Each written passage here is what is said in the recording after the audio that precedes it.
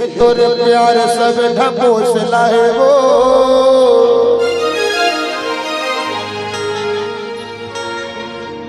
हकीरी मॉडर में चमके चेहरा तो माँ कसम आने वाली चोचना है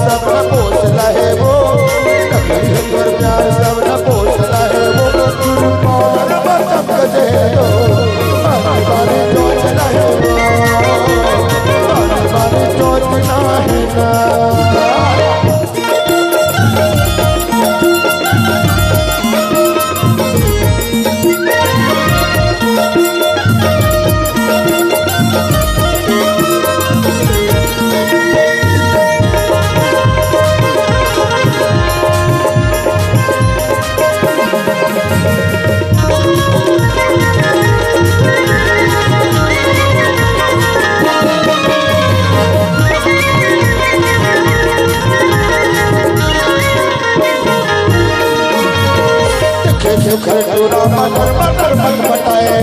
बैठे गली चौरा लबर लबर गोली आए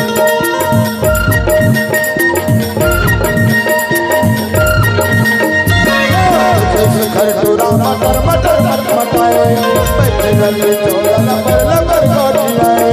बैठे गली चौरा लबर लबर गोली आए ए भौजी भौजी ए भौजी सुनना बंटी भैया थोड़े घर हवा सुनना एक काम प्लीज भौजी तो सो का काम है भैया नहीं है ना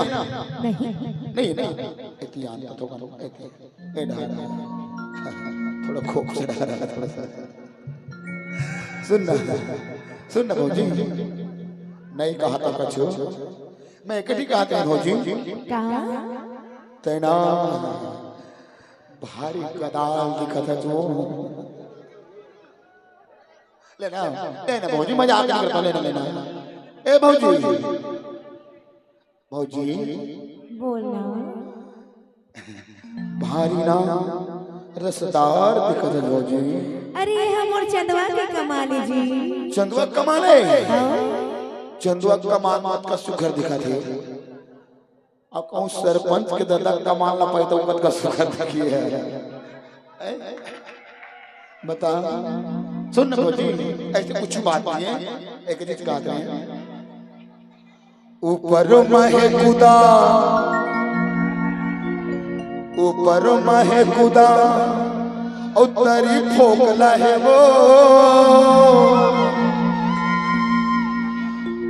फिर बॉर्डर में जब के चेहरा तो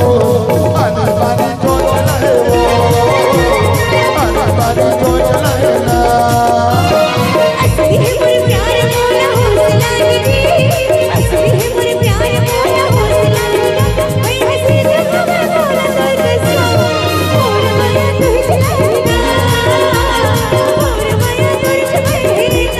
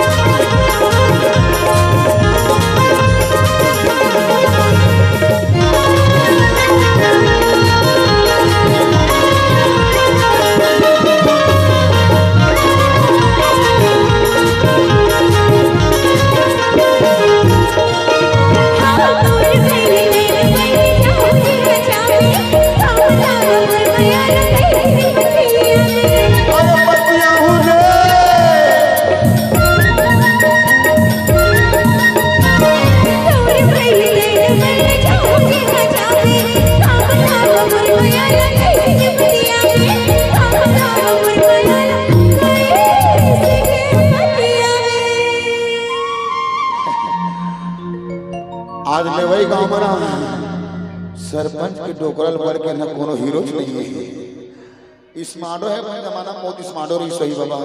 हे जी दूर भई तन मन हो चले जाओ हो जी हाँ जावे हो का बतावा मोर मैना चलवा कब पाती आवे हो गठरी बांधे के रखे हो तोरे गोठराजे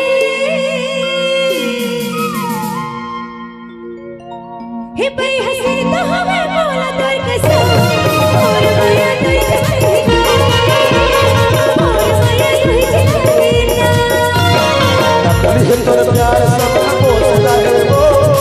कली है तोर प्यार सपना पोसला है वो, तेरी मोहर बजत के दो